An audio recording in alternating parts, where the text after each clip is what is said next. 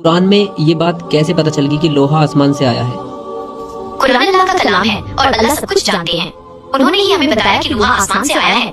आज के वैज्ञानिक भी मानते हैं कि लोहा अंतरिक्ष से। दोस्तों ये वीडियो देखकर आप हैरान हो जाएंगे। पूरा वीडियो देखिए, लाइक सब्सक्राइब शेयर जरूर करें। उनका पिंडों और अंतरिक्ष की चट्टानों से आया था। ये चट्टानें अंतरिक्ष से धरती पर गिरी और अपने साथ लोहा लेकर आई। अच्छा, मैं जानना चाहता हूँ कि कुरान शरीफ में जो अल्लाह ने फरमाया कि हमने आसमान से धरती की ओर लोहा भेजा, वो कौन सी आयत है? विद मेंशन की पूरी लाइन सुनाओ। सूरह अल हदीद की आयत 25 में अल्लाह ने फरमाया है, और हमने लोहा उतारा जिसमें जबरदस्त ताकत और लोगों के लिए बहुत से फायदे हैं।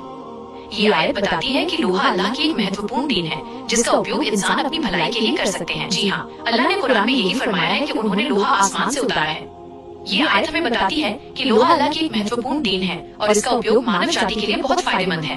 अच्छा, मुझे बताइए, आज से 1400 साल पहले ये चीज मुमकिन है कि पता लगाया जा सके कि लोहा कहाँ से आया था? 14